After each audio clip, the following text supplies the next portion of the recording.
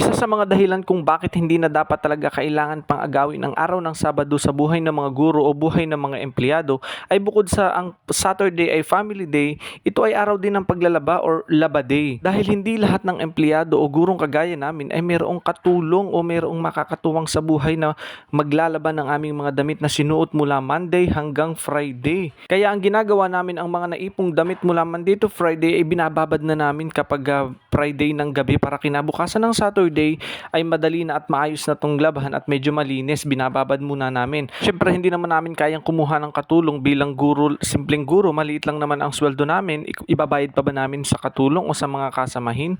Napakadami naming bills. Syempre may bayarin pa tayong bahay, tubig, kuryente, at syempre nag-aaral pa rin ang ating mga anak. Kaya makakakuha pa ba tayo?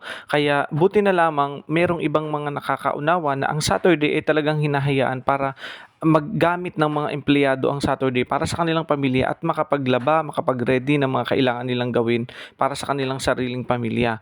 Pero syempre meron namang ibang hindi na talagang nga namang napakasipag masyado, kaya naaagaw yung ibang araw ng Saturday sa buhay ng mga empleyado o sa buhay ng mga guro. Kaya salamat talaga doon sa mga head na nakakaunawa sa kanyang mga empleyado na talagang hindi inaagaw ang araw ng Sabado.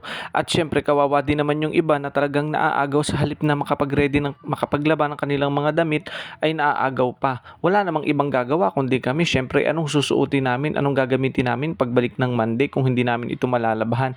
Kaya sana ay lawakan ng iba pa ang kanilang mga pangunawa. Buti na lang sa panahon natin ngayon hindi na nagagamit, hindi na naaagaw ang Saturday at lahat talaga ibinibigay na sa guro ang Saturday at Sunday para naman sa kanilang pamilya at makapaglaba. Kaya thank you so much sa mga pagbabagong naganap at nangyari.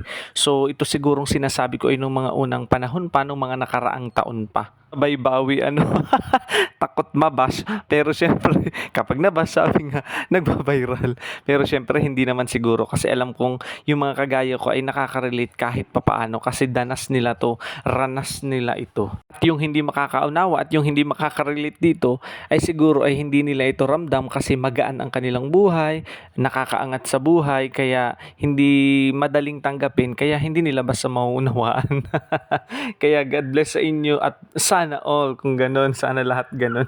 At kahit pa sabihing dalawa, pareho kaming may trabaho, pareho kaming empleyado ng gobyerno, talagang wala, kulang at kulang pa rin. Sa dami-dami ba naman ng bills ang pag-aaral ng dalawang bata, kahit sabihing nasa public na nga lamang ang baon nila, ang mga gastusin nila, napakalaki din, kaya talagang kulang at kulang. Kaya ang solusyon dito kung gustong maago yung aming Saturday, taasan ang aming sweldo. Yun lang pala naman ang bottom line at gustong sabihin, nagdrama pa. At sa dinami-dami ng nilabhan namin, grabe halos masakop na ang kapitbahay.